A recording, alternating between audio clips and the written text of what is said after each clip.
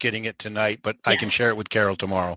Yeah, so it does specifically talk about, you know, these repairs are for COVID related issues or to increase airflow in the building for COVID. Yeah. And the 99,000 is sort of a placeholder for now, and that's going to get refined over the next month or so as you kind of whittle down what really needs to happen. We actually have the vendor on site now, going through, and we've narrowed down today even what we actually need to physically repair. We're fortunate number of units. I don't want to get ahead of myself, but a number of units, frankly, we literally had to just turn on. They'd been turned off. So that is going to reduce that number, I suspect, to some degree. But there are some rooftop units that need some minor repair. There was one unit that in a classroom that had its guts removed, so we're going to have to replace that. But most of this is very minor repairs or minor things, comparatively speaking, that need to be done. Okay. Any other questions from the committee? John? Yeah, Jim? Yeah, I'd like to just ask about the time sensitivity of this. Obviously, if we're going to do an appropriation in November, is that problematic? I'd like to understand the time requirement, because again, from our point of view as capital planning, it's not just the need, but it's the prioritization. I mean, this sounds like a pretty immediate need to me. Well, we're going ahead with the work, but that's one of the advantages of having this qualify for the CARES grant, because the CARES grant is an active grant, and that goes back to March 20th as far as expenses that can apply to it. So we'll send the report over to Carol just to make sure, but you know, my feeling is that they will have no problem justifying these expenses under the CARES grant. Okay. And Terry, will the work has to be completed by December 30th?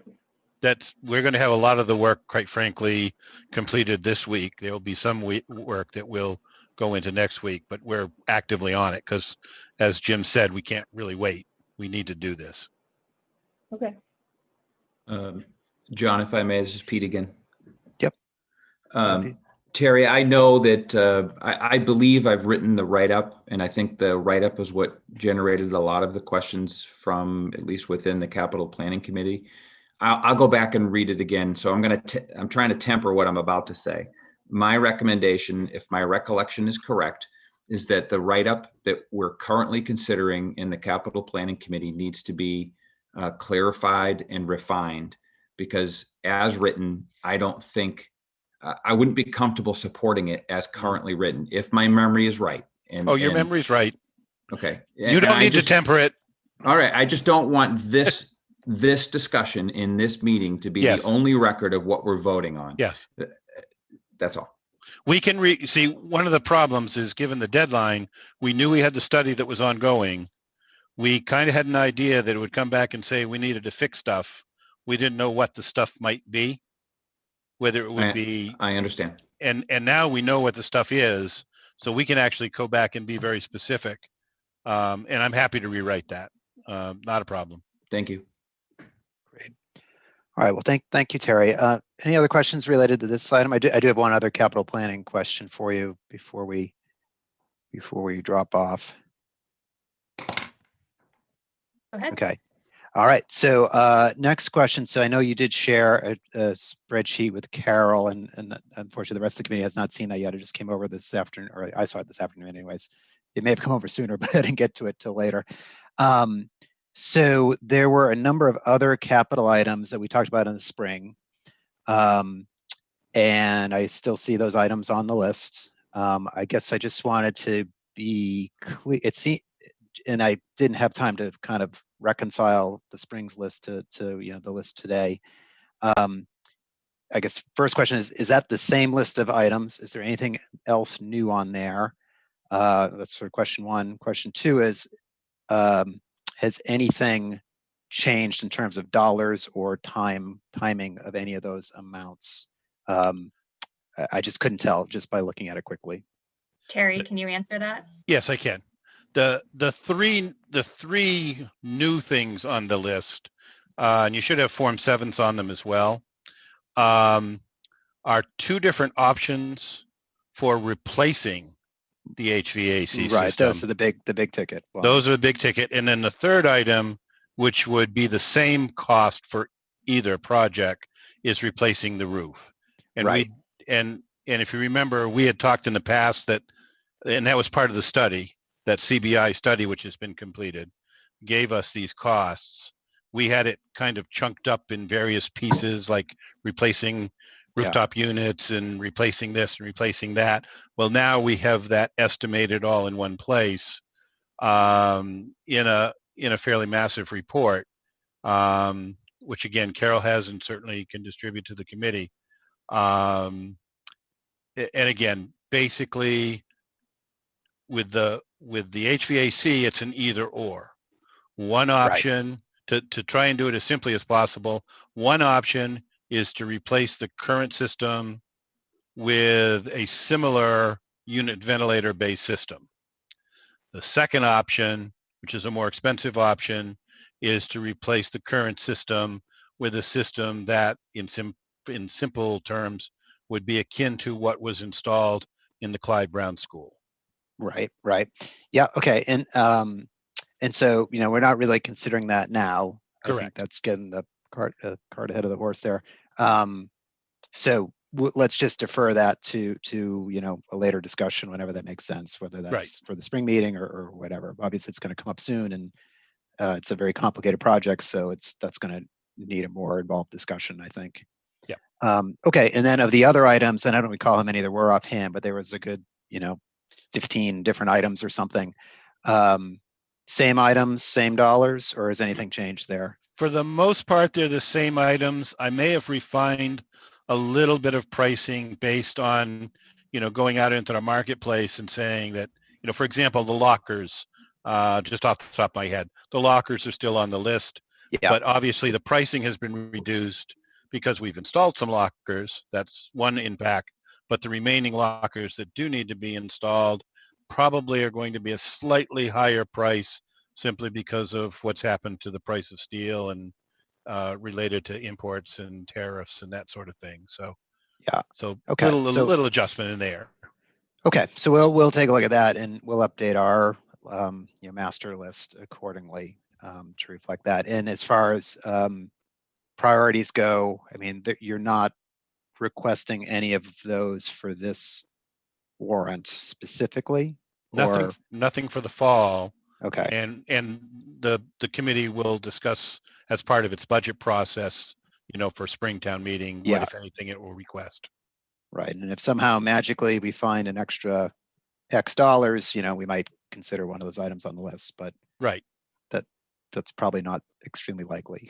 So we'll save that for the spring. Okay. Other members of the committee, any other questions? The capital planning committee, that is, or the school committee. You can have questions for us too. It can go either way. I'm good, John. All right. I think I'm good. Definitely, this has been great. So thank you, Terry, and thank you all the committee members for letting us join you and answering these questions. And we're going to drop off and go have our committee meeting, which we're already having. But thanks everyone for joining. all right. Thank you. Okay. Thanks, guys. Bye-bye. Bye. Thanks. All right, so we'll just give them a second to jump off, and then we're just going to go back to our agenda and start with our action items. So we have consideration for school committee meeting minutes. Anyone? Madam Chair. Ms. Briggs. I make a motion to approve the school committee meeting minutes from the 22nd of September. Second. Moved in second. Any further discussion? All in favor? Yes, nope. Hold on. There's There discussion. is, I don't know if it matters. It was saved as 9:29, if I'm not mistaken. Oh yeah. But the right. actual notes say 9:22. So I don't know if that matters but maybe if that could just be fixed before it's sent over. You mean in The 29th is today, right? The 29th Yeah, is but today. the minutes are for 9:22. Right. Like the name of the file, Jody, just says that it's the 9:29 minutes. Just the name of the file, not the action, Yeah. not the actual The date minutes on the themselves are document. Right, The the minutes minutes itself are fine. Okay. Steve is just trying to confuse all of us. Yeah. No, not really. I'll fix that, Steve. I don't have my mouse, so I don't know how to right click without a mouse. I don't How do know. you If do we, that? do we have editing rights? Can I change it? We'll try. I don't think it needs to be fixed right now. I made a note. Let's move on just before it gets sent over. Okay. All in favor? Aye. Any opposed?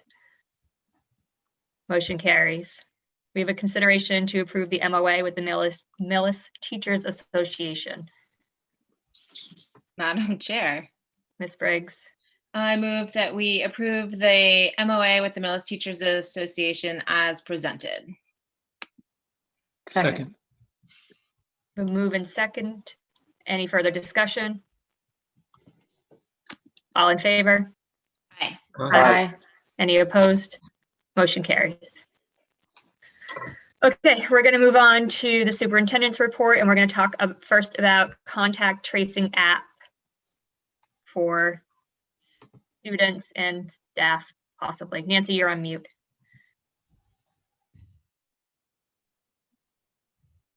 Still. There we go. Sorry. It's okay. Actually, if I may take it a little bit out of order, I was hoping to do our personnel update first. Sure, that's fine. Okay. And before we get into the personnel update, I have some exciting news that in the Department of Education World Language newsletter that came out yesterday, Millis is one of 23 districts noted and congratulated for having 10% or more students qualifying for the seal of biliteracy. Actually, it's not 10% of students, it's 10% of graduates or more. And Millis had 13.5% of our graduates qualify and gain the seal of biliteracy, some with distinction. So that was good news to hear. And then in your packets, we have a personnel update with the hiring that has taken place with, let me grab it, I believe 13 new hires. I also added a memo to your packet today about our hiring, and we're very excited to welcome these people. I'd like to go through them very briefly. I won't give you their full biographies, but we are pleased to welcome Mrs. Viana, who has joined Clyde Brown School as a .2 music teacher and a .55 FLES, foreign language at the elementary school level teacher. Sophia Bontempo is a new life skill employment specialist for our transition program for 18 to 22-year-olds that we are doing in partnership with the Medfield Public Schools. Christina Vargas joins us as a .4 ELL teacher. And Lauren Puffer is a long-term substitute in guidance at the high school, filling in for us, and we're happy to have her. Amy Radcliffe is a .4 middle school art teacher and Agustina Armon joins Millis Middle School as a .4 Spanish Immersion Unified Arts teacher. Pia Mack is a middle school tiers of support instructor in reading at the middle school. Kristen Quinzani joins us as a paraprofessional at Clyde Brown. Kyle Gravel also joins us as a paraprofessional at the middle school. Shalaka Kale joins Millis as a learning facilitator in the middle school. And Kathleen Streck is a long-term substitute for grade 7 mathematics at the middle school. We also have Diane Lanslingler, who is a part-time teacher of the visually impaired. So we are very pleased with the quality of our hires at the throughout the district. We still have a few hires to make in terms of paraprofessionals, some learning facilitators. We are on the verge of hiring the administrative assistant at Clyde Brown, and the high school will begin those interviews. Both schools decided to hold off a little bit until school got rolling because it was actually easier to hold off and then bring somebody on board than to try to do it right when school was opening. So in terms of staffing, we have interviews happening also at Clyde Brown on Thursday and Friday, and tomorrow in the middle school to fill those last positions, hopefully. Thanks, Nancy. Okay. Just very briefly, before we go to, because the app and the air quality report, I'll turn it over to Terry for, but briefly before we go on to that, we also have in your packet a combined document that took the mask protocol document and the mask guidance document and married those together. And you can let me know if you have any suggested edits to those. Another thing I wanted to draw attention to is that in our newsletters that are going out frequently, sometimes more than every week, that families may fill out a request for technical support form. Generally, also, if they call the school office, the secretary will fill that out for you, because we're trying to be as responsive, and the technology team has done a fabulous job swapping out devices that might have glitches or providing whatever families need to make sure that remote learning is going well. So I know the middle school newsletter went out today with that form, and I would imagine Clyde Brown and the high school as well. If not, just immediately you can call the office and we'll get some support to you. So the other three things, actually two things, the HVAC, the air quality report, and the contact tracing app, I'll let Terry speak to because he's done the research on that app. Madam Chair, Ms. Gibbons. before we go to that, I just had a question. Nancy, so what's the best way for us to just either suggest edits or questions on the mask protocol rather? I went through it earlier today and I saw there's just one section in it where it looks like it's not in alignment with the mask policy. So okay. So I asked Diane for editing rights just so I could add a comment. Sure. So I'm happy to do that and add a comment in so that everybody can see it, if that's the right way to go. Right, that's perfect, and I can go in. I can go in tonight and add you for editing rights as well. Oh, Diane did already. She did already. She did. Perfect. Yep, she did. So maybe I'll even add them while we're here at the meeting. So okay. Yeah, it's just one little section. Everything else looked great. It's just one section that I think if we shore it up, then we'll be all set. Okay. Awesome. Thank you. Yeah. Any other questions? All right, Terry, if you want to walk us through the app for contact tracing. Yeah, and I guess I can do that a couple of ways. You've seen the memo. I contacted a company and I said, well, is there any way I can try your app? So the app is actually on my phone. I don't know if you can see that, but that's what the front screen looks like. And so basically, I did it actually with Nancy, and there's a little thing down there that says screening form. And apparently I can only try it once because it's not coming up again. Oh no, there it goes. Okay, so now it's asking me, do I have a fever over 100 degrees? I'm going to say no. What's my current temperature? Of course it's going to do this. 98. We'll just go say that. Chills or sweating? No. New or worsening cough? No. Sore throat? No. Shortness of breath. Now, just for grins and giggles, I'm going to say yes. Okay. Persistent pain or pressure, no. Aching throughout the body, no. Vomiting, no. Headache, no. Loss of taste or smell, no. Have you traveled outside the state in the last 14 days to a state listed on the governor's travel advisory? Yes or no? No. Have you been in close contact? No. All right. Those are the questions.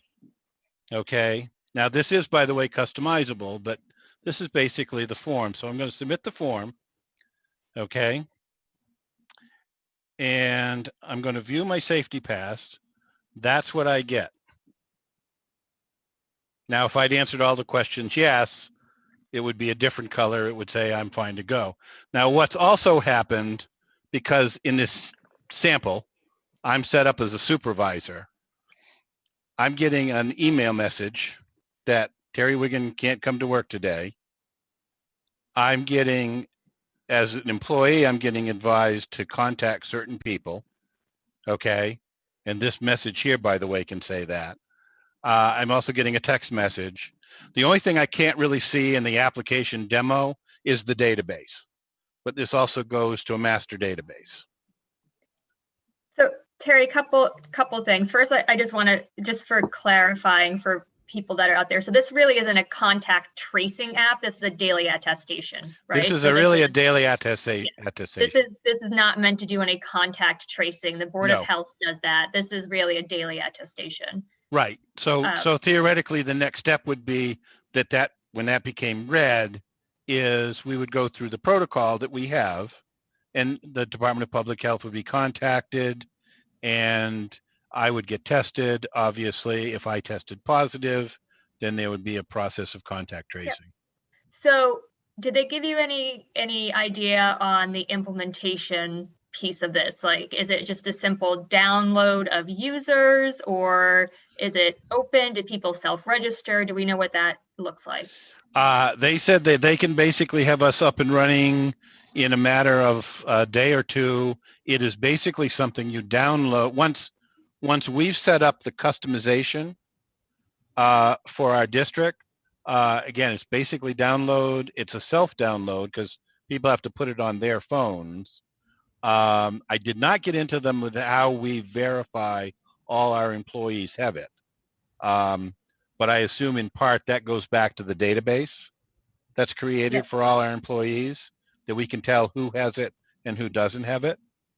And then I would say if there are people that don't have it, there's ways that we can follow up with them and say, again, you know, Terry Wiggin, you don't have this on your phone. We're requiring this now as a daily attestation.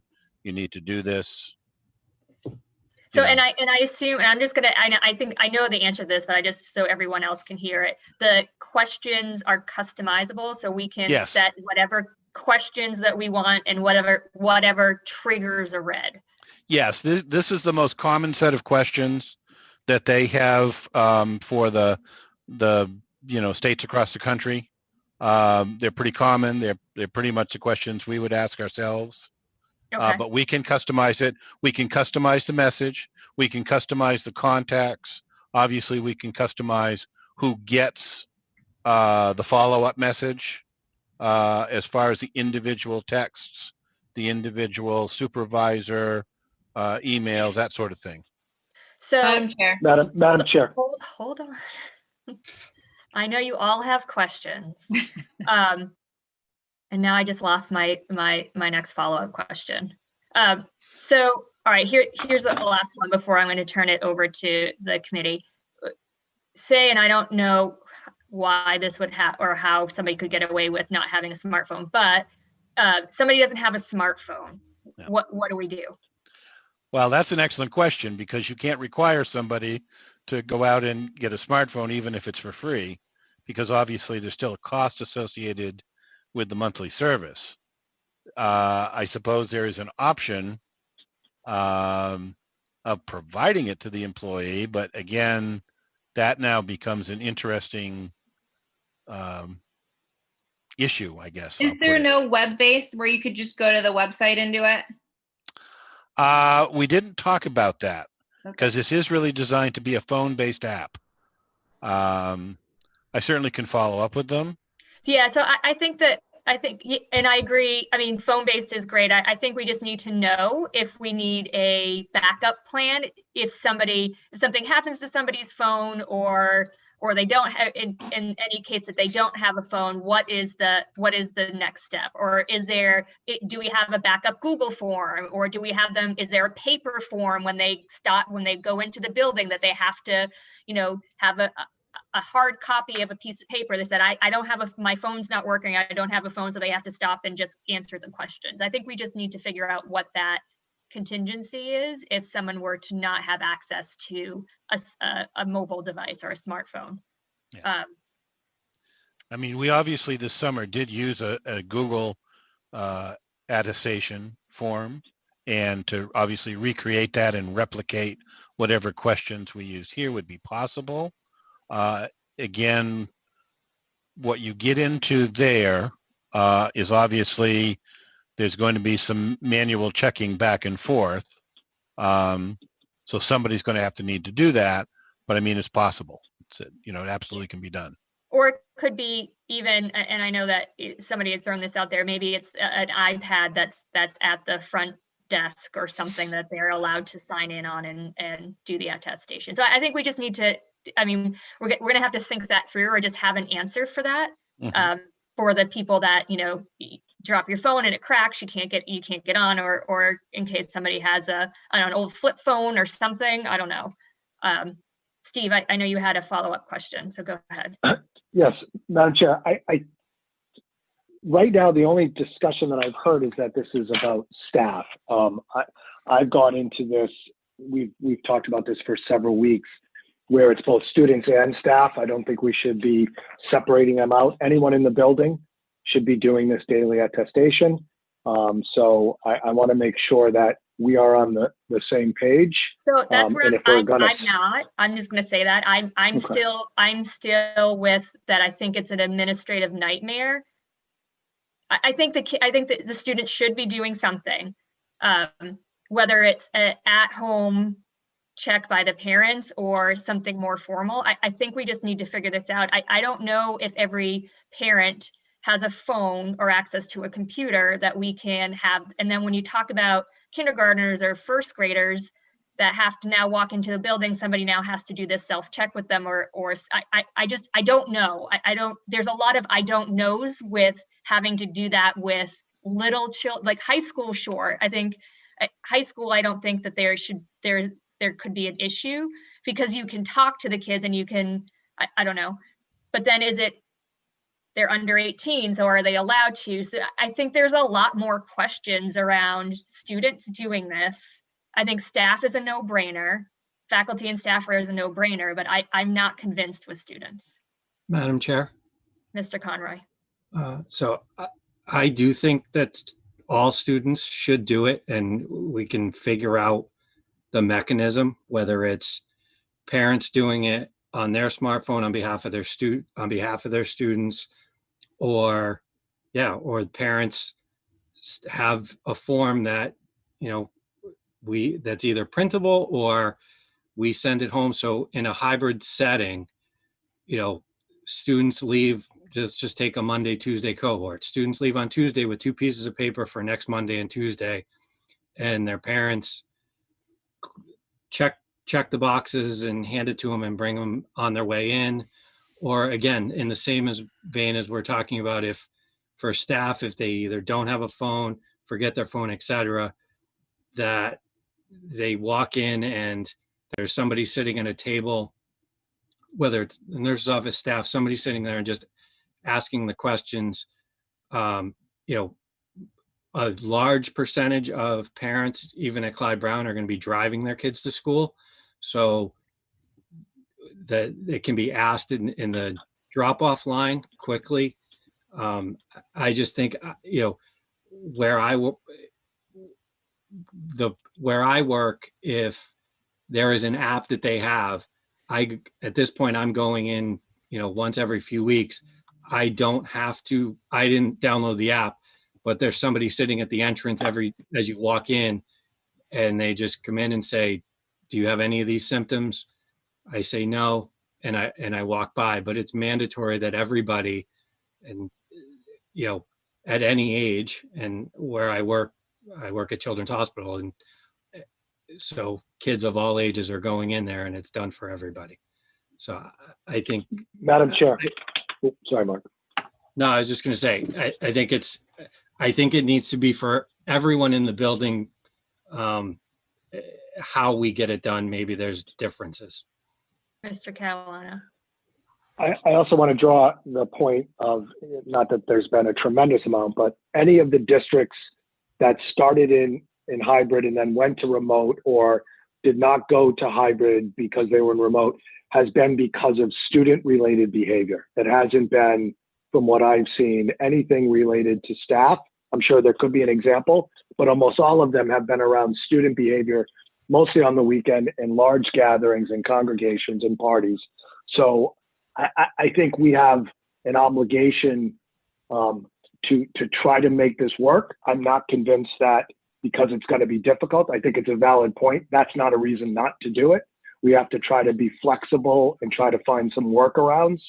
I believe every student in the district now has some sort of technology. I think even the youngest students have iPads, so we could add them to all school devices, right? If they don't have phones. How do you ask a second grader or a first grader or a kindergartner to answer attestation questions? It's not, Madam Chair. They're not Madam answering, Chair. their parents are. Ms. Gibbons.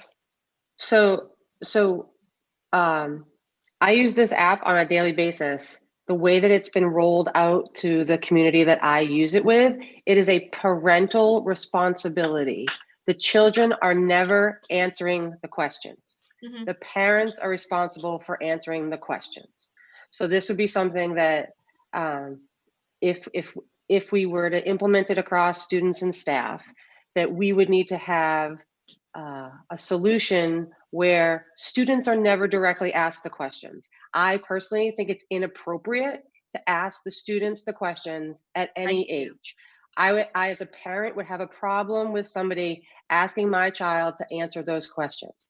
All that said, I'm in support of having students and staff do it. I think there is work to do to be able to implement that. And again, my opinion is that it's a responsibility of the parents to attest that they are abiding by the guidelines outlined by the state and by the Department of Ed in order for us to get kids back in the building and remaining in the building. So that lends itself to an app on a parental phone. My child does not have the app on her phone. Parents only were given the opportunity to download the app onto their devices. It's the same exact app that Terry looked at. So they have a way to set you up as users so that you are the only ones available to download it. So my concern would be that whatever we come up with, if we go down the route of students, is that it's the parent's responsibility. So student comes to school without an attestation, then parent needs to be contacted and parent answers questions about said student, not student ever answering questions. Thank you. Thank you for that clarification. And that's an important one, because I agree that we shouldn't be asking students questions. So, I mean, I'm one of 5, right? But my concern is Will goes to school, and I'll use my own kid. Will goes to school. I forget to put the paper in because that's probably going to happen because I forget stuff all the time. So who's checking? Is it as simple as they're just picking up the phone and trying to get in contact? What if they can't get in contact with me? And what do we do with Will? Madam Chair. Mr. Conroy. So I guess the first thing I'll do is I would ask Denise, what scenario in the environment that she's using is there a secondary, what is the answer and where you're using it now, if that happens? It's an excellent question that I don't have the answer to, because I get an email reminder, I get a text reminder, I get a text reminder again if I haven't done it within 15 minutes.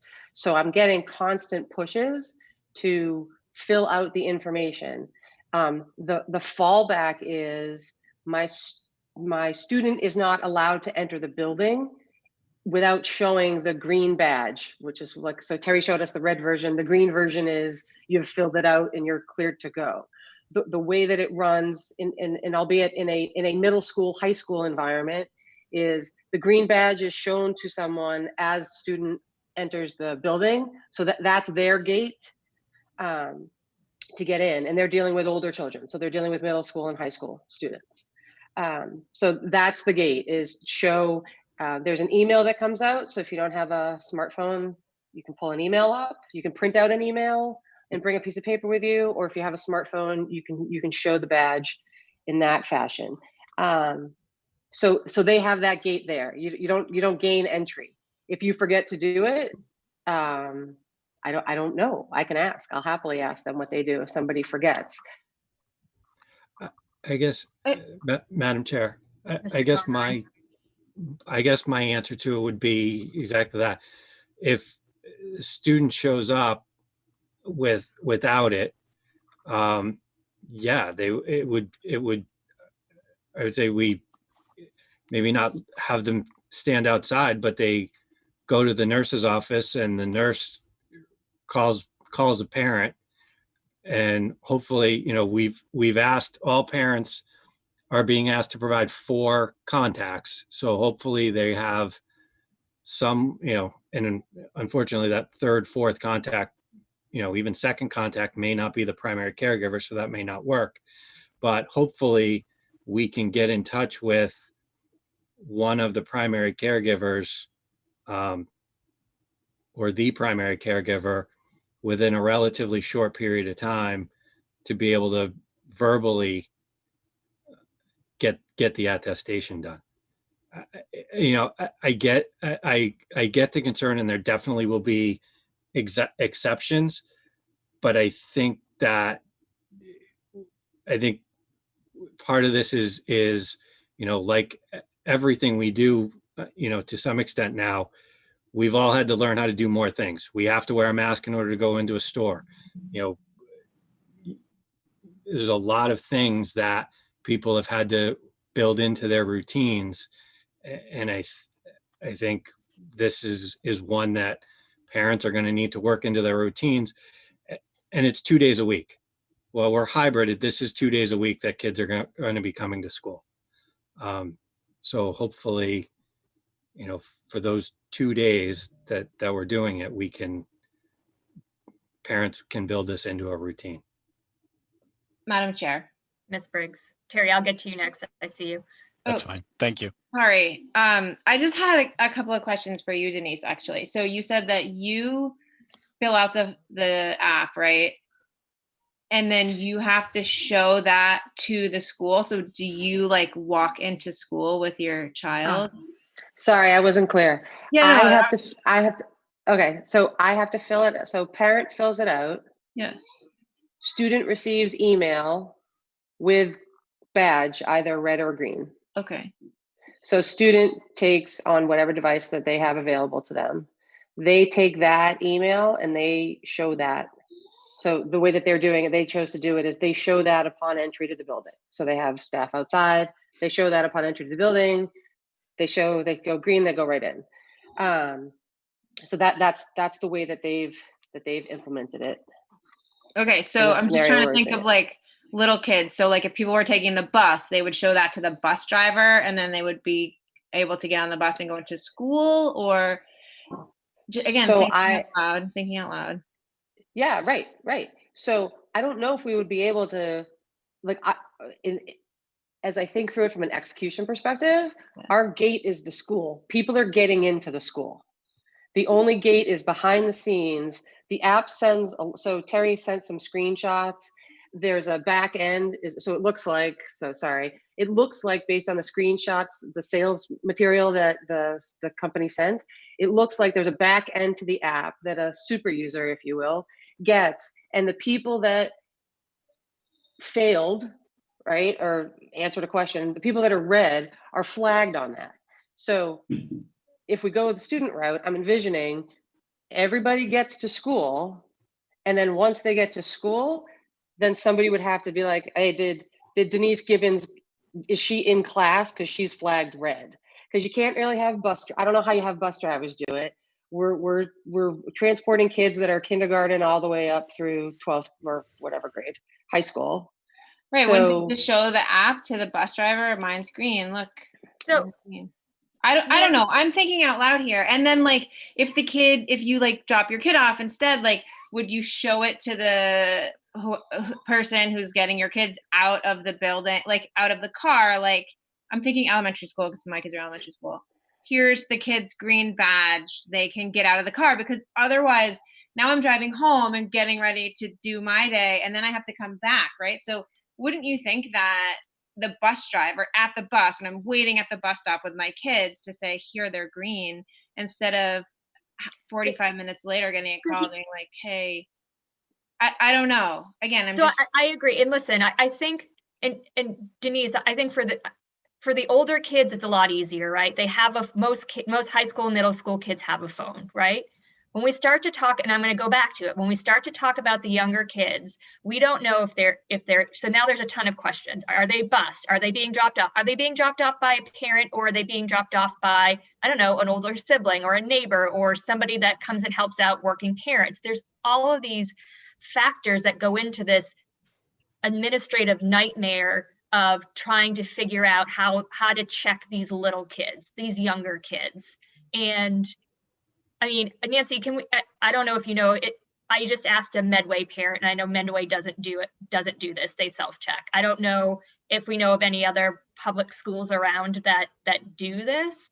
I'm not saying that we should base off of that, but I think when we start talking about all of the nuances and things that go into just getting kids into school for hybrid, is how are we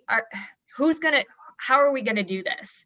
Is it now we're adding something else for our teachers to be checking, or is it somebody in the office? Again, I think if this was in high school, this was in middle high school, I would be more inclined to say, okay, every kid, most of the kids have phones, and we can do the badge thing, and it should be pretty easy. They get emails, they'll know. But a lot of our population are younger children. How are we gonna, and for, and at some point, and I know trust is hard, right? But if we have a clear policy with parents, and they know they have to self-check their children, and we have them sign off on it, whether it's once a week, or we have them sign off on that you will check your children every morning. I don't know. I don't know. I have a hard time supporting this for the children. So Terry, you haven't gone yet. You want to go? Go ahead. Yes, Terry, sorry, go ahead. Well, first off, I appreciate Ms. Gibbons explaining how it works for students, because what I showed you was for staff, and it is a little different for students.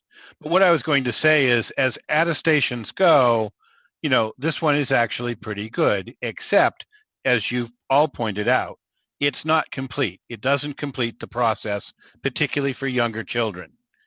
And yes, parents absolutely have to be involved. You're going to have to, inevitably, okay, I can guarantee you, to make any kind of daily attestation work, whether it's a Google form, whether it's this app, whether it's something that we haven't looked at yet, you're going to have to invest in some manpower that frankly doesn't exist right now. Mm-hmm. Okay. For example, you're going to have probably a body at each school, particularly at Clyde Brown, okay, but probably at each school, that's going to be checking that database, not only and checking as kids come in, but then checking against the attendance to make sure somebody hasn't slipped through the cracks, and that you have somebody who coded out red that's actually in attendance at one of the classes. So that's one thing. Another thing, and I mentioned that what would you do with a child who came and didn't have clearance to come?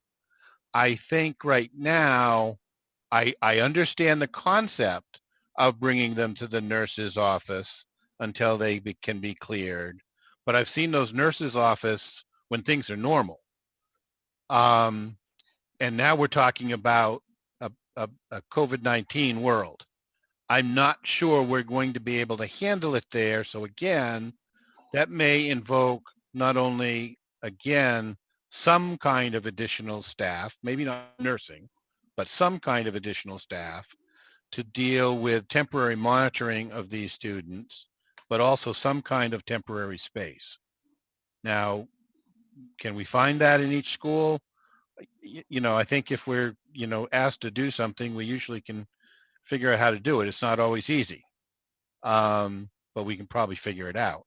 But I guess my point is, and I'm not trying to say that money is ahead of safety. You know me better than that. I never say that. But you need to understand that there's a lot of details here that need to be worked out to make this work properly. And So, some of Madam those, Chair. Yeah, just before, Madam- Steve, before you go, I think, can we at least, the committee all agree that we should do this for faculty and staff? Are we all in agreement for that? Can we get that piece out of it? I don't even think that I don't know that we need to vote on this, but is there anyone on the committee that doesn't agree that faculty and staff should do this? Okay. So let's Nancy and Terry and group. I think, you know, at this point, we want this done for faculty and staff prior to hybrid. We want to get this implemented. That's I think fine. we're still in discussion about what this looks like for students, but I just want to make sure that, you know, we're clear with that. But Steve, go ahead. So this has been a good conversation. I just want to remind the committee and the administrators, we started this conversation in late August. So yeah, there's a lot of details. It's now September 29th. The month of September is gone, and we're relying on one product app, which looks like it could solve one part of the solution. And so now we're going to be rushing through a process. This was on our what do we need to do to get to hybrid. And we had conversations in late August on September 8th. And so now it is 21 days later. And possibly one of the reasons why we're not going to do it is there's too many details to work out. Yet it's been a month plus, more than a month. I don't agree with, I agree that it's been on our thing, but I don't agree that it's because there's too many. Well, there is a lot of details to work it out for students, but I don't think it's necessary for students. I think we're biting off more than we can chew for Madam this, Chair. and I just don't think it's necessary. Mr. Madam Conroy. Chair, there's other people on the committee who do think it's necessary and have stated that since the beginning of August, that this was for all people into the building. And quite frankly, the simple fact and we've stated it, the fact that our staff and students that are going into the building now aren't doing it because people decided not to do it, I think is wrong. But, you know, there was a Google form that was being done over the summer that, because it was too much work, is now not being done. And that, I don't think that decision should have been made. But the idea of this attestation and it being done for everybody has been a full discussion the entire time. And we can, yes, we all agree that needs for staff. I think we need to, I think we have to have some type of resolution on students tonight, quite frankly, because yes, there are logistics that have to be worked out, but if this is going to be a decision point for going to hybrid, and we're intending on doing that on the 3rd and taking a vote on the 13th, we can't wait till next week to continue this discussion. Madam Chair. Yes, Nancy. If I may. Well, one thing, the decision to not continue the summer attestation was not because it was a lot of work. We were told that staff said it was cumbersome, and so it stopped. It's time consuming. Nobody in this district is afraid of a lot of work, though. We do not have the personnel yet in place to handle our learning needs. And as Terry mentioned, the personnel aspect of this, who's monitoring it, the space to hold students would be very problematic. And what I'd like to suggest to the committee is that it be a pilot for staff at present. The committee had mentioned that one of your reasons was to get parents in the habit of doing the self-checks and to be very aware of the self-check checklists. And I agree 100% with that. And I think there are ways that we can continue to make sure that parents are diligent about doing those self-checks and not sending students in who might have a fever, et cetera. So I think it's an educational process. And I like the idea of doing it for staff as a pilot to see how it goes, to see how time consuming, how many people hours it takes to really track it for the 230 staff members we have.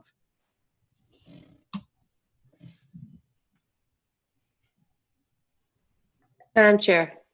Gibbons. So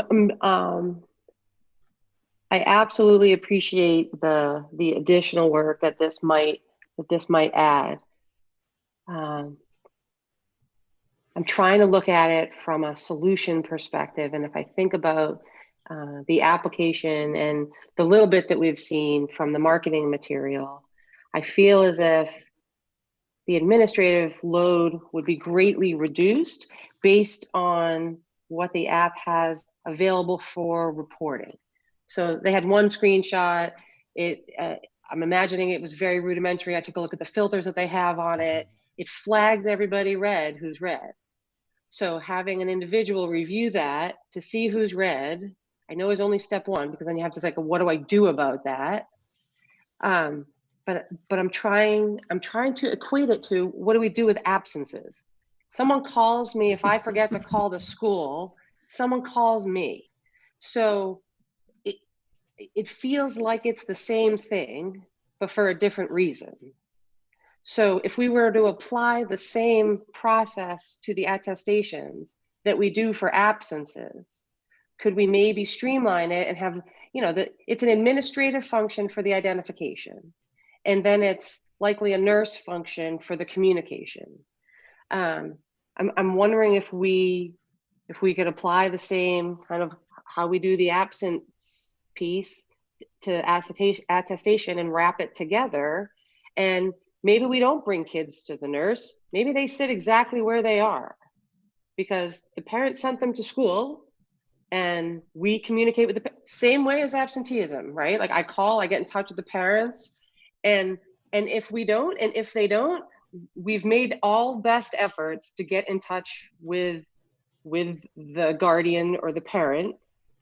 And I'm just trying to figure out solutions on how we do this. Middle high school seems to me to be a lot easier. Clive Brown, I think, is really the issue from an execution. Madam Chair. Mr. Catalano. Well, there's two things, because one thing I just picked up on, I thought we agreed that we didn't want students doing this. So I'm not sure the middle high school is any different if we don't want students doing it. So it's all on the parents. So I don't. It is. I don't think we can separate that out. No, it's always on the parent, but at the middle high school, I can take my phone and do this. I haven't answered the questions, but I have the badge. Sorry, I'm just trying to clarify. And then, so the other piece is, Terry, or Madam Chair, I think one thing we could do in the very short, immediate time is have Terry give a call to the company, because now they've implemented this, and find out from them, not necessarily how many people go red, but do they have a percentage now of people that don't fill out the apps or don't fill out the form that are whatever we want to call, just say for the sake of this conversation, their answer is absent. Because I think we're putting a lot of time and effort into a conversation where we don't know exactly what this issue is. If they could say, look, you should count on 1%. I'm less worried about students. I'm less worried about faculty and staff. That's up to the building their managers or supervisors to deal with that. If we're talking about students, we have what, 1,300 in district right now. So we're talking about 650 in a cohort, roughly. Let's just say 650. Of that 650, is it 1%? Is it 2%? They may not have this number. It's a question that it's probably not the first time they've been asked that question. I'd be curious what their answer is. Well, I would suspect, and it's good questions. I suspect that if they don't have it across the board, they probably would at least have an anecdotal in this school. So they'd be able to give me So something. once again, I'm more concerned about the students than the faculty and staff. Correct. Unless that's our bigger lift is the Yes. students. Yes, understood. Madam Chair? Yes, Nancy. Also, I think it's important if we can get from them any school districts or elementary schools especially where it is being utilized. And because I realize it's these types of solutions are very common, more common in industry and higher education. So we can ask the company if they have any school districts, if they have any elementary schools, so that we can contact that elementary school and try to get an idea of how many people hours this takes. Because I think of you mentioned attendance, tracking down absent students and attendance takes already a couple hours for our secretaries in the offices every morning. So I think it'd be very useful if they can direct us to someplace where it's being implemented. Yep. And especially at the elementary level. So I know I'm in the minority here with the committee, and that's okay. It's a good discussion we're having. Just perspective, right? So I know, Denise, you have somebody that you have to use this for. I also have a student that's in school full time, and I self-check. And I just think that with the students, and I understand for faculty and staff, and I believe it. I mean, I support it.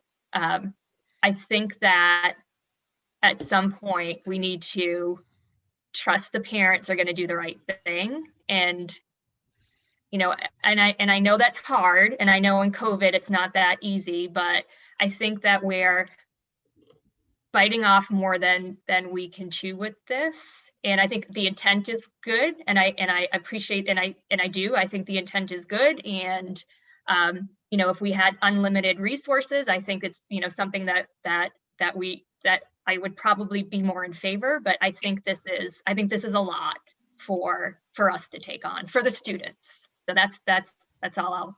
I know at some point we have to move on, but I think we need to come up with some sort of solution. Ms. Briggs.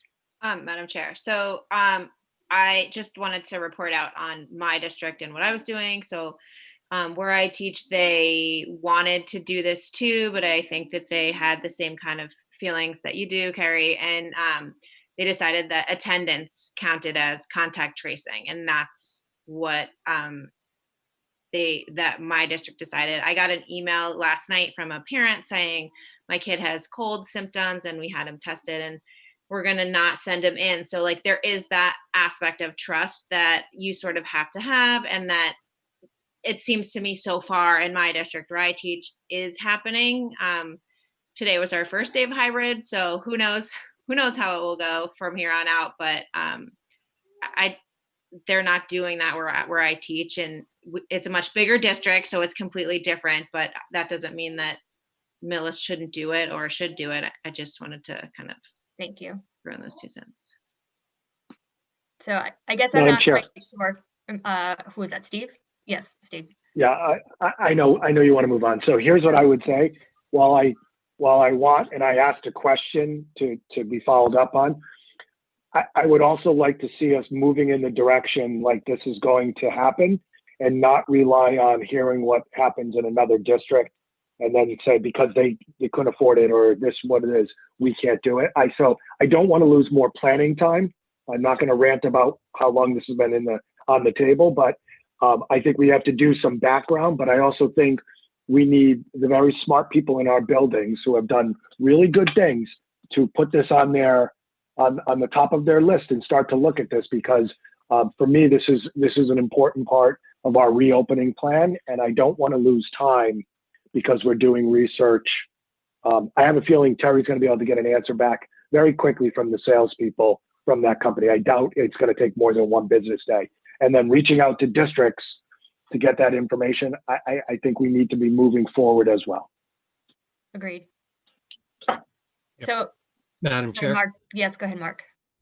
So I completely appreciate the trust piece of this. And I know there's a number of districts, but we also can look at, unfortunately, we can look at Attleboro, who had parents send their kid with a positive test. There's Natick is now going remote in the high school because of a party last weekend, and because of a lack of cooperation from families identifying who were there, they had to they're shutting down the whole high school.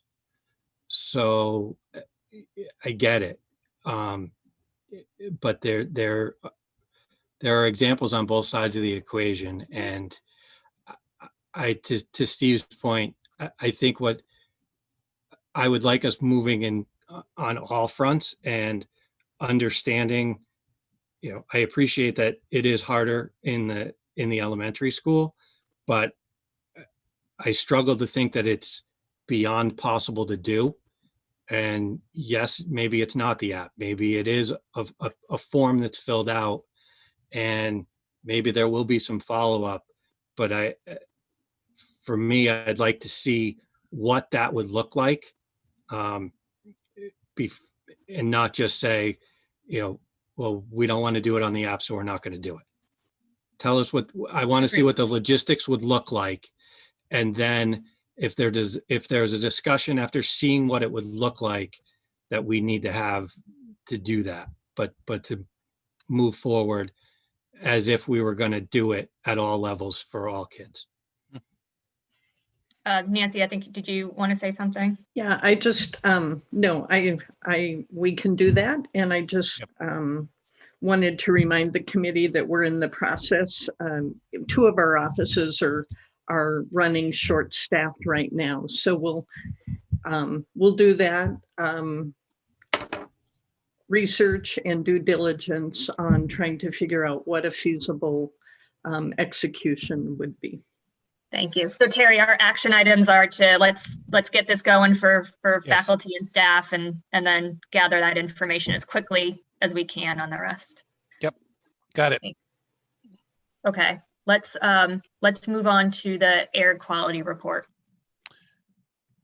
Okay, and you all have and I appreciate your patience for the final report. I wanted to give you something that really reflected all the final notes and comments. And I'm going to probably yield to John on some of the latest updates. But essentially, I think we felt that this was largely very good news in what we could do with our existing system. They came and had 2 site visits. They went in, I think, all but maybe 1 or 2 spaces, and the only spaces they couldn't get in was because there was teaching going on. And they were able to speak with Bob Postler or John or other members of our staff, so that they had a very clear idea of what was in those spaces. And they discovered, some very positive things, the biggest of which is that while we talk about a unit ventilator system being what we have kind of a unique one based on traditional unit ventilator systems, in that classrooms for the most part have 2 unit ventilators. One of them is bringing air in. That's basically the unit that provides heat, but we have a second one that's an exhaust. And so we can provide a complete circulation system in a classroom. And what that does is give us some great opportunities to keep fresh air moving in the classroom. Now, of course, in addition to that, we've added air purification units in virtually every room in the middle high school at this point. And they made a number of recommendations, and I had forgotten that there was one more that they added in the final report. But many of these we'd been, such as regular cleaning and changing filters and that sort of thing, we'd been working on already. I'll let John get into the details, but I had responded in an earlier email that the chair sent out how many units were non-functional at the moment. And I believe I used the number of 22. I believe as of today, and John can correct me, 18 of those are functional. And he can maybe go through the schedule of where we are, but I think by the end of the week, many of the issues that, excuse me, were cited in the report are actually going to be solved, and the remaining issues are essentially parts orders. And we're just, as soon as we get the parts, we'll be able to repair those items as well. So John, maybe you want to update on the repair going on? Yes, Terry, thanks. So control point has been out for the past couple days. On your map, you have, I believe you have a lot of green, a lot of yellow. A lot of that yellow, as Terry mentioned, at least he had mentioned that 22 of those yellow spaces have already been addressed. It's actually 19 that are up and running. We have 2 that are the univent blowers that are supplying the air that are down, but we have those transformers on site, and those will be replaced tomorrow. We have 1 exhaust unit in 1 room that wasn't even there, and we need to completely replace it, which I think Terry mentioned earlier in the evening as well. As far as our other air handlers throughout the school, they're all working correctly as well. We have 31 exhaust fans up on the roof.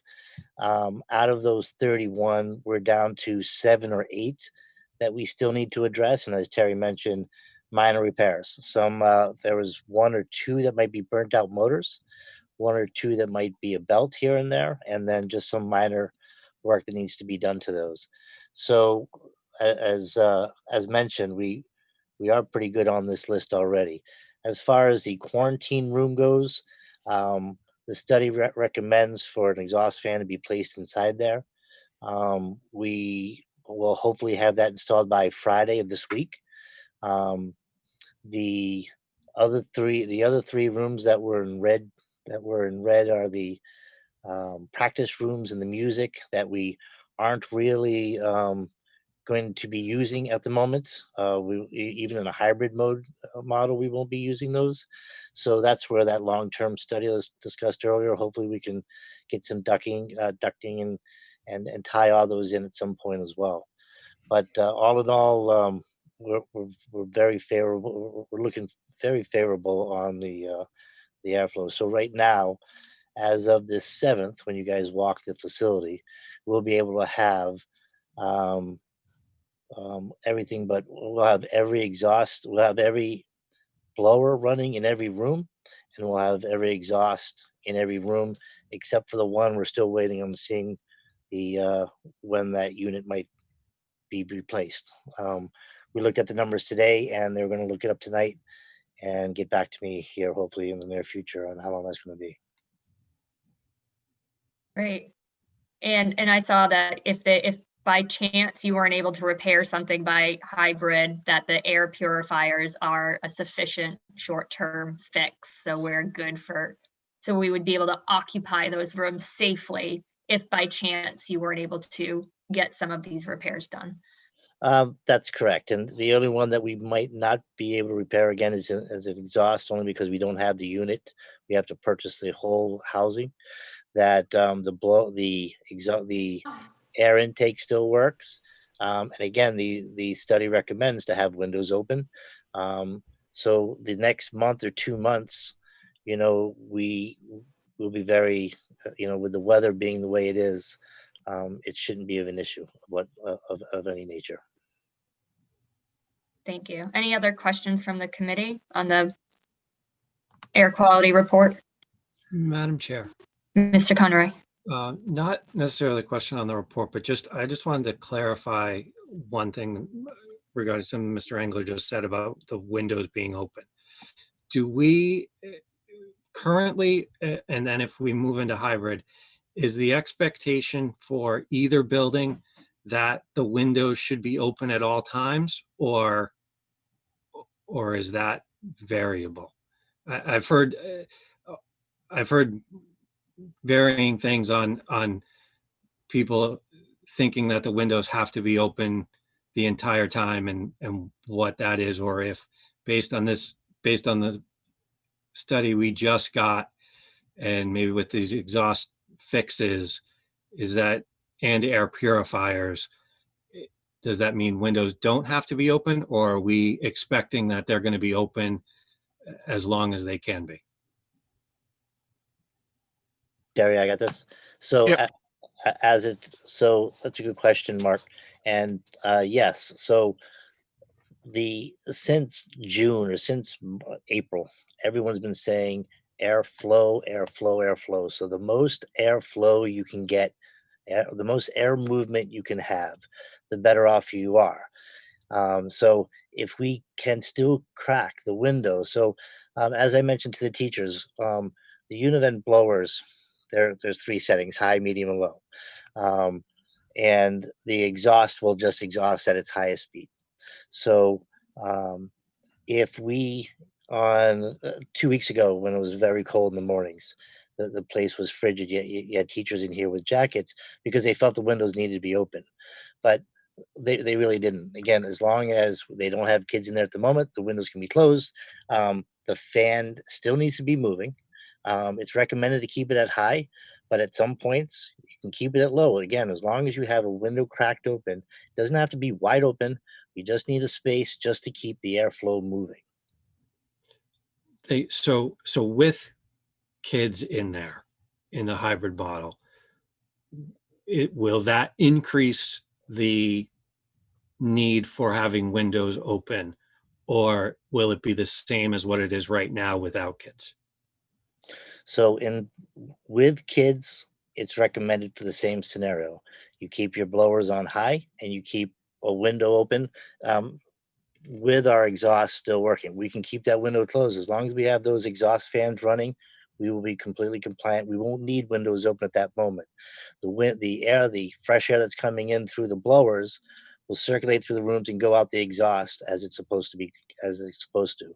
Right now, we're cracking the windows only for the fact that because these things run in the heat mode, we're still overriding these things.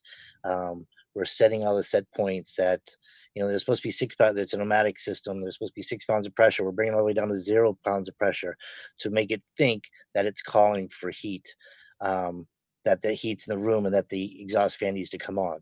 So we're manually setting that over. So with the reason we have the windows open now is pretty much we're still monitoring, we're still working with these exhaust fans. So, Right. so we realistically wouldn't need to keep windows open, but the more chance you have of keeping the window open, the more chance on a nice day in December that you can still keep airflow, the most the teacher can take in that room or the kids can take in that room, the better off you are.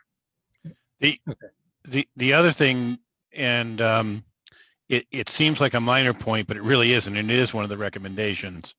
And I will say, with present teacher company accepted, teachers have a tendency to bring in furniture to their classrooms. They have a tendency to sometimes pile things on unit ventilators. And this is something that we're going to have to be very stringent about, is not blocking the unit ventilators in any way. They have to be kept completely clear, because anything that blocks them obviously impedes, even if these things are set on high, it's going to impede that airflow. So this is something that, again, we want to try to work with our teachers any way we can, but in this particular case, we have to be rather stringent about not blocking the airflow.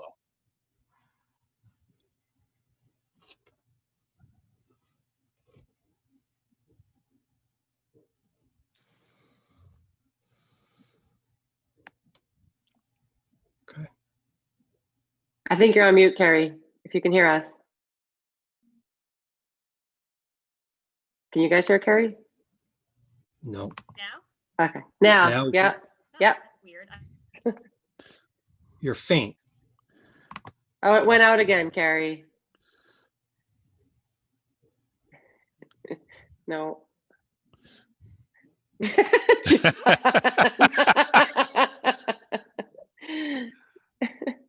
I don't know what it is. Maybe it's what I had earlier. Nope, still no good. I'm gonna Oh. phone in. There we go. Okay, there you go. Here we go. Just keep your hand here. It Well, worked. Keep your hand there. Yeah. Okay, I think we're done on that. So the next is chairman's report. So updates on school reopening plan. So Dave, I don't know if you're listening, but can you, oh, I can share my screen. Never mind. Never mind. Let me see if I can do this. Just bear with me. I'm sorry.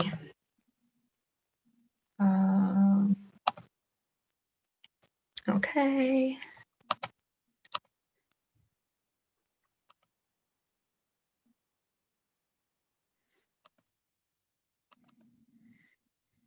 Are we good? Pulling up. Yep. Okay. Okay. So I just want to, again, this is our list from last week. I know we've gotten some things done, and I just want to make any updates to our working list here. So if we can go through it. Oh, and I guess before we do that, and I know that there's, for those people that are out there on YouTube watching, if you do, just like last week, there was an email address sent out. If you have any questions, please email us at that email address. And I don't have it in front of me right now, but hopefully you all have it. And we will get you the answers like we did last meeting, hopefully by the end of the week, and we'll send them out during listserv. So again, if you have any questions about anything that we've talked about or anything that we're going through, please send us an email and we're happy to answer those questions.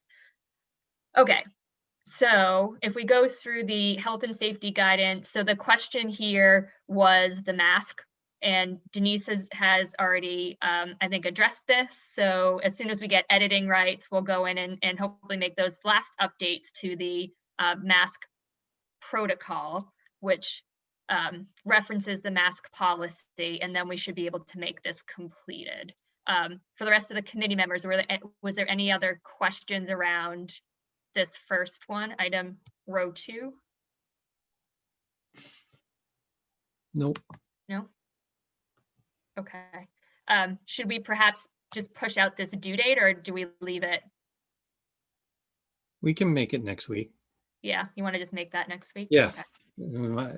If there's something open, we might as well just push it out. Yeah. So what's next week's date? 7. 10/7? 6th, I think. 6. Oh.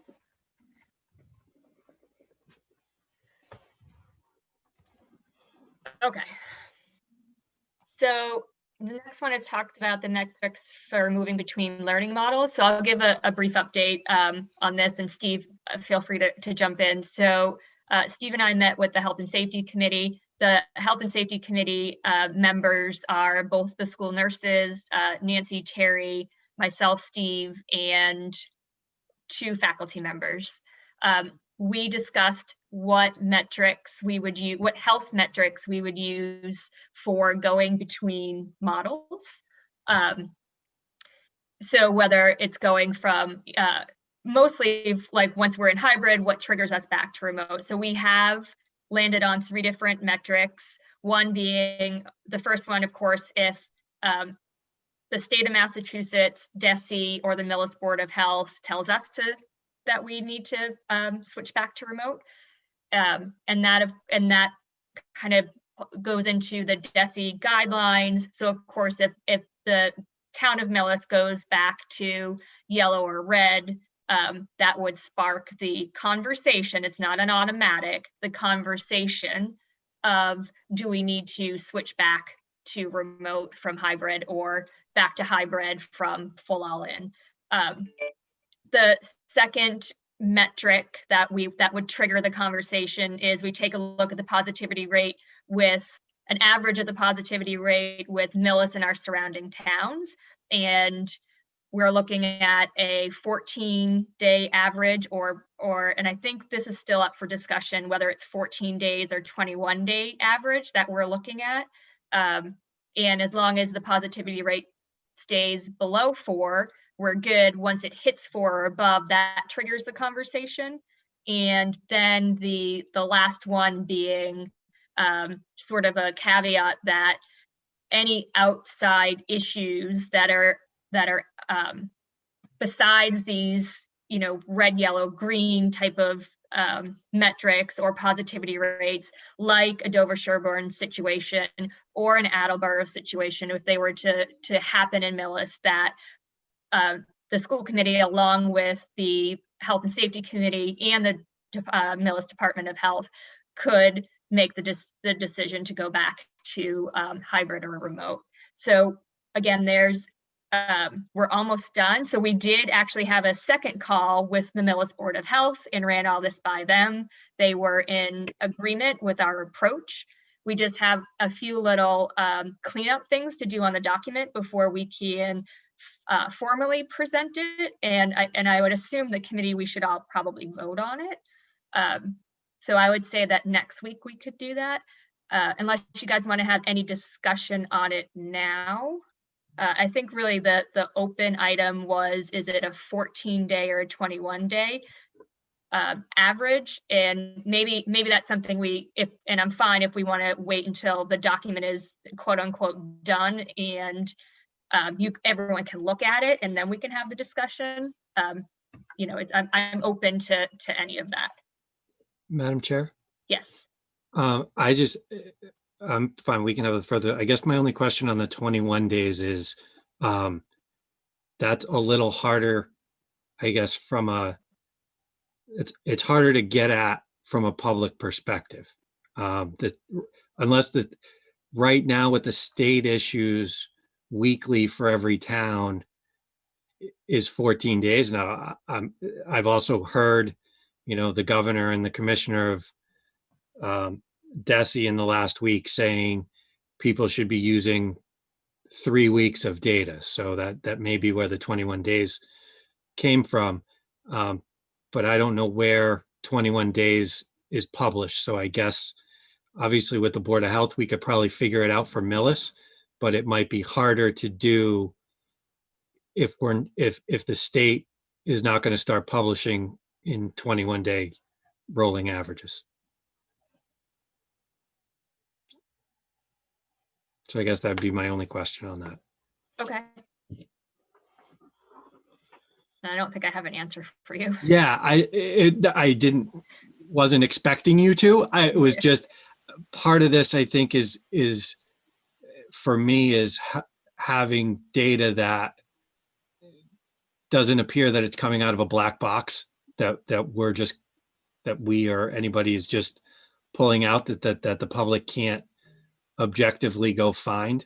So I guess that would be my only thing, is if we do any of these to 21 days, that we make sure we can point to where we're getting the data from. Got it. Okay, so this one I'm going to push off to 10/6, and we should be able to have answers to that, or we leave it at 14 days. But at least we'll have the final document. Yeah, Mr. Catalano, yes.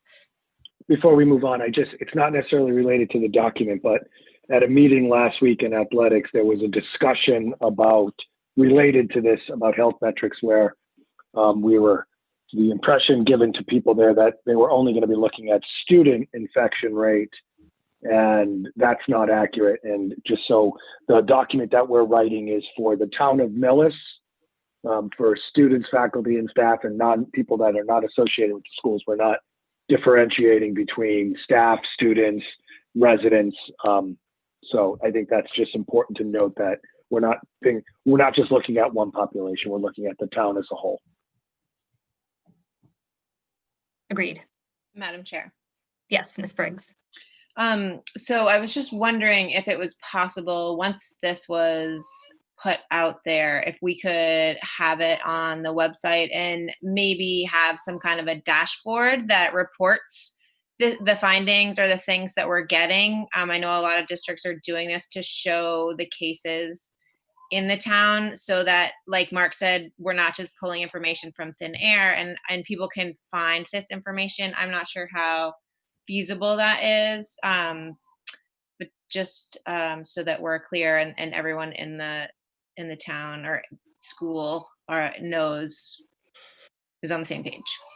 Yeah, I think what we had talked about, we would have that Google sheet, or we'll have that spreadsheet that we keep track of the especially with the surrounding towns, the number of cases. So once I think those numbers come out on a Wednesday, we had talked about having a standing call with the Board of Health that following Friday to discuss any cases in Millis. And of course, if because there are some instances, if it was, there are sometimes where the college kids are still being reported in the numbers, or if it was a case where we had an outbreak in a nursing home or something, that the Board of Health could let us know.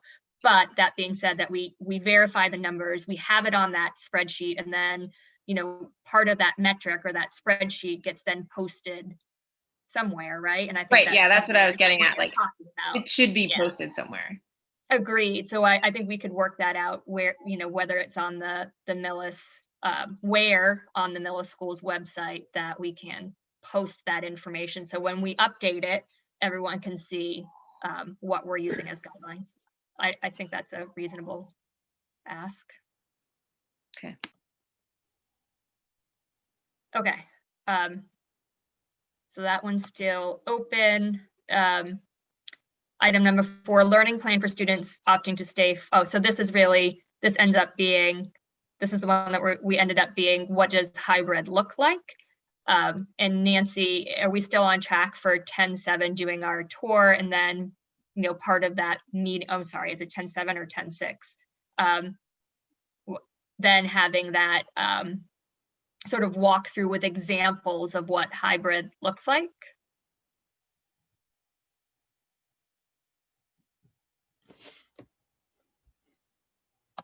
Nancy, I can't see you if you're talking. Oh, you're on mute. Yes, we are on track for that. For 10, I think it's 10/6. 10/6. Okay. Yeah. Okay. Thank you. Building traffic readiness. So I will say that I run quite frequently around the schools, and I saw lots of cute little paw prints outside of the entrances of Clyde Brown. So thank you for doing those. So that I can see that the outside markers are being installed. So and I know that John, you said that by 10/7 you could get those done. So I'm assuming that's 10/6 and not 10/7. Is everything still on track for that? Yes, sure. 10/6 it is. Perfect. Thank you.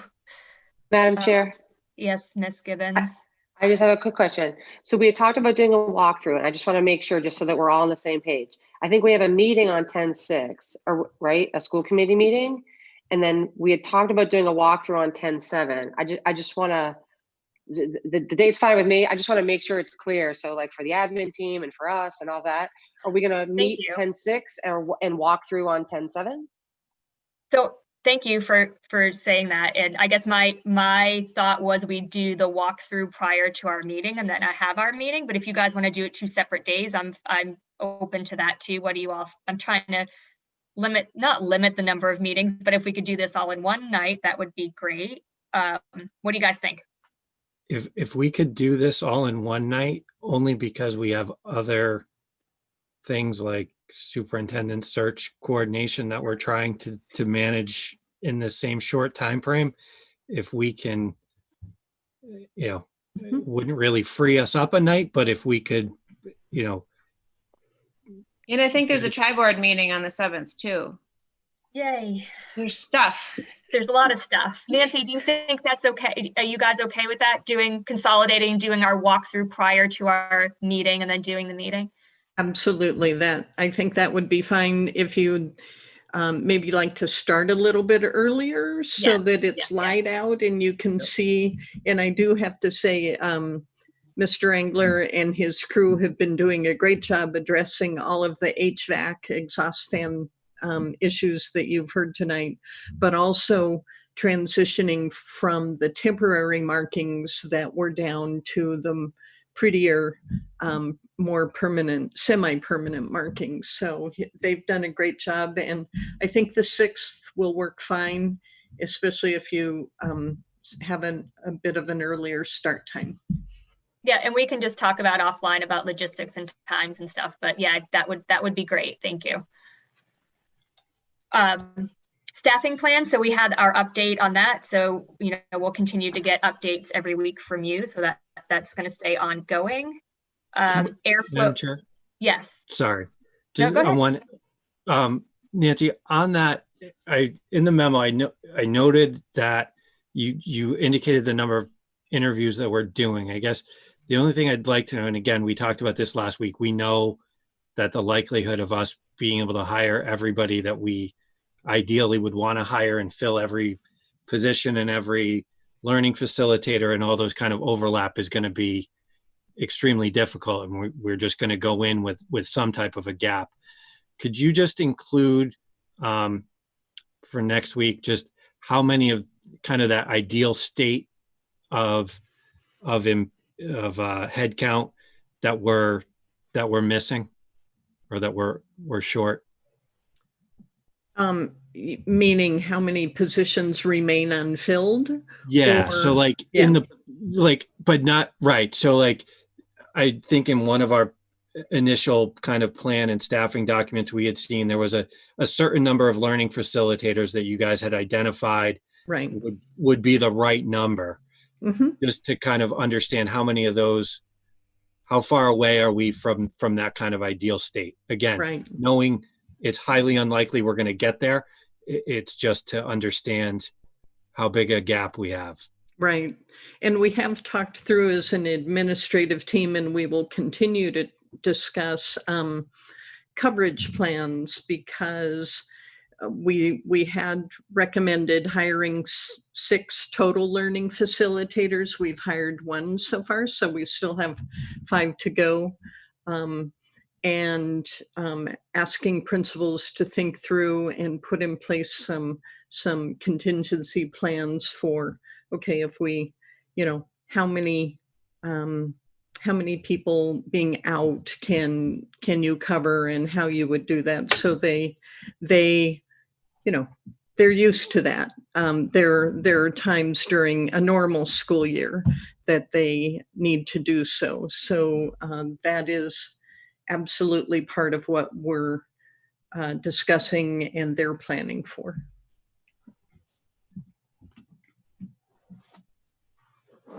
Any other questions? Okay. So I think we talked a lot about the daily attestation, so we're going to keep this open. I'll just push out the date.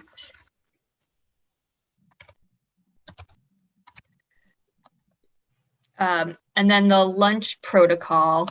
So I think we had is it the link to the, and I'm sorry, I didn't look at it. This the middle school, high school one that you guys added? Yes, Madam Chair, I couldn't get it to populate in the correct, okay. Because the Clyde Brown lunch protocol took up all that space. So I put it in that column. That's the middle high school lunch protocol.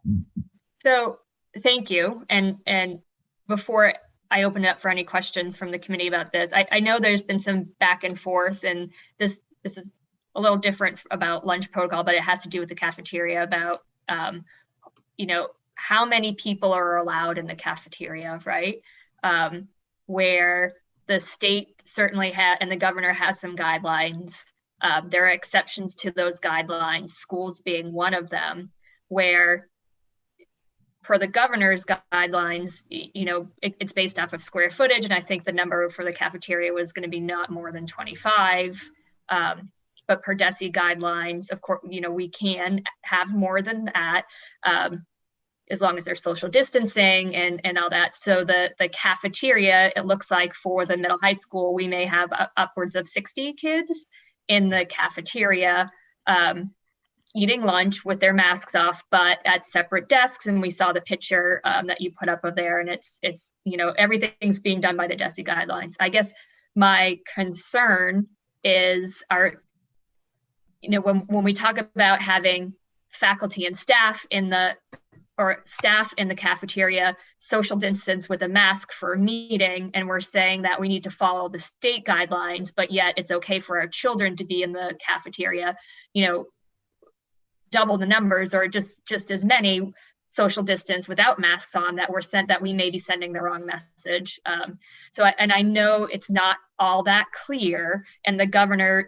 guidelines have a lot of exceptions, and then DESE has theirs, and I know it's a gray area. I just to let everyone know, I did ask our school council just to take a look at that. And if it's a school function in the school building with school employees, do we follow the state guidelines or do we follow the DESE guidelines? So I don't have an answer for everyone yet, but I think it's important that we all know that. So, when we do go ahead and plan either a meeting with teachers or something that, or even, we have town meeting in our gym. So what guidelines are we using?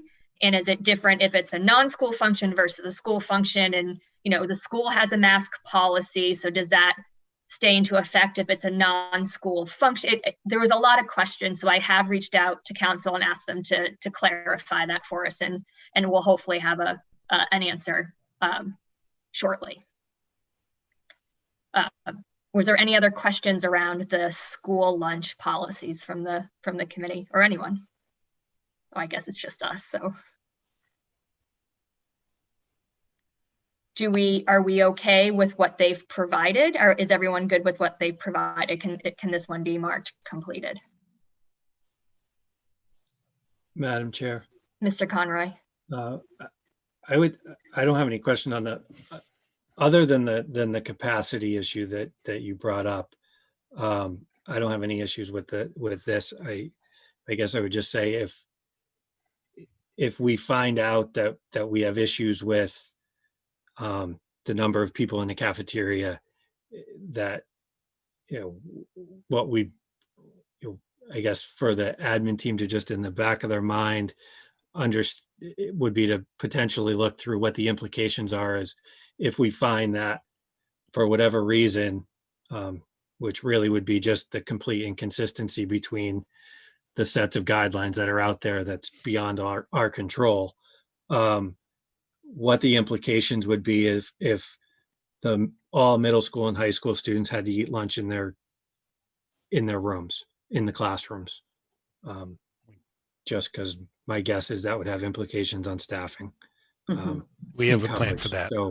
So what the plan is if we find that we can't execute the one that's been developed. We do have a plan for that. Thank you. Good to know.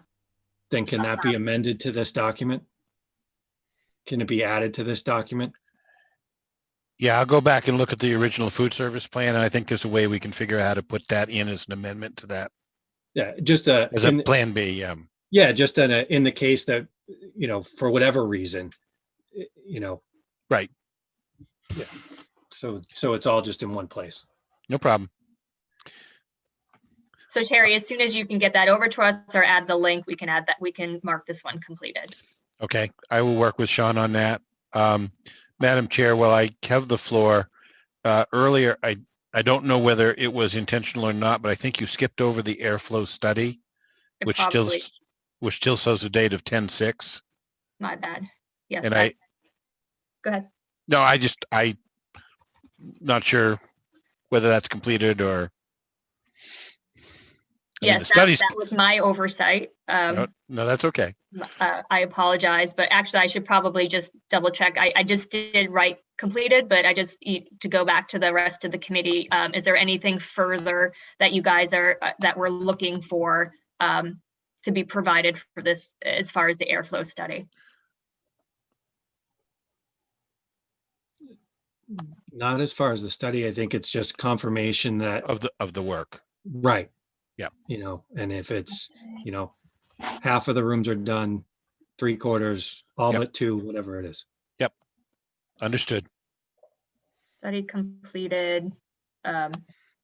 Just need confirmation.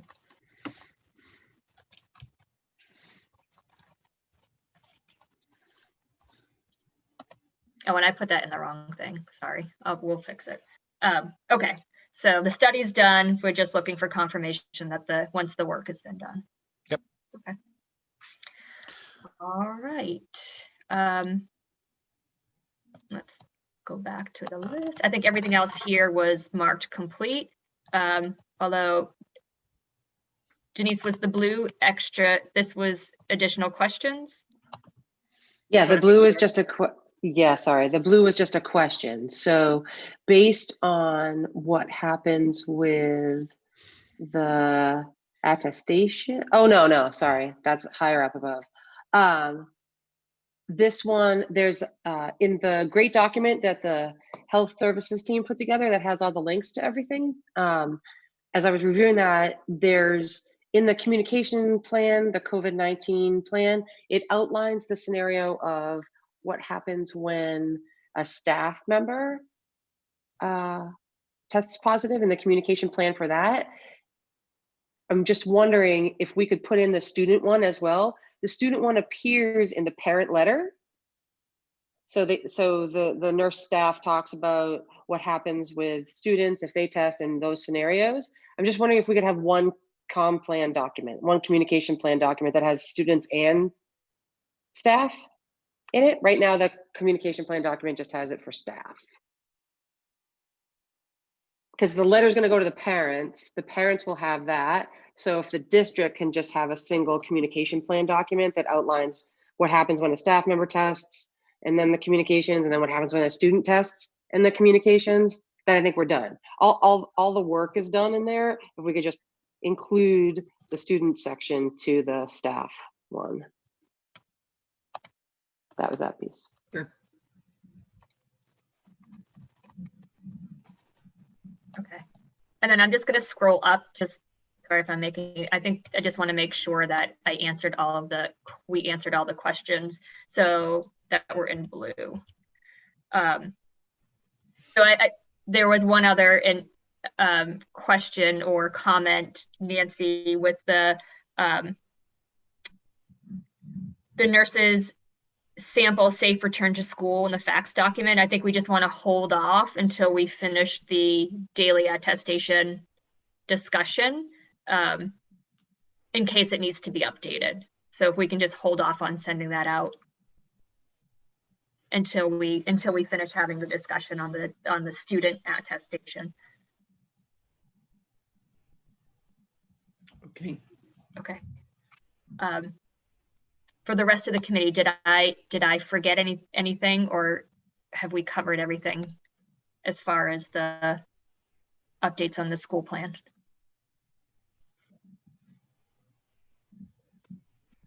Okay. Looks like we covered everything.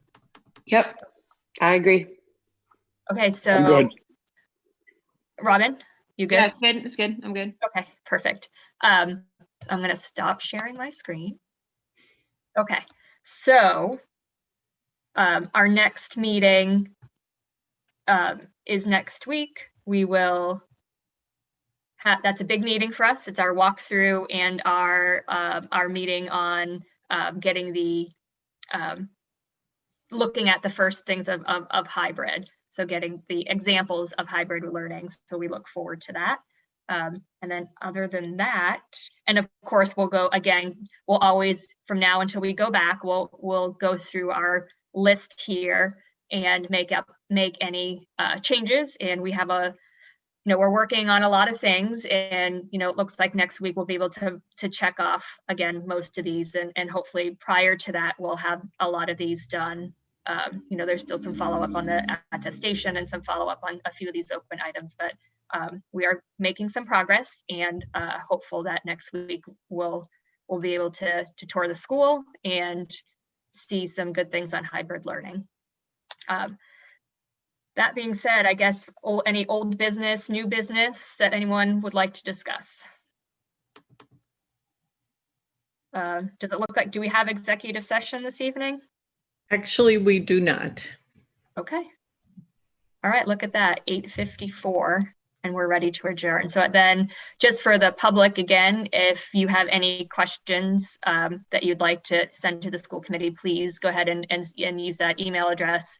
That we will take all of the questions, answer them, and then post them to the website and send them out to listserv. So we appreciate your questions.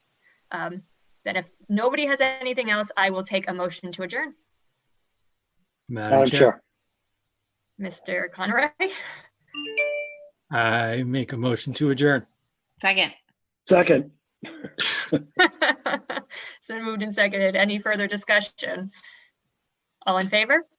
Aye. Aye. Opposed? Great. We'll call it a night. Thanks, everyone. Thanks. Thank you. Thanks, everyone. Bye. Bye-bye.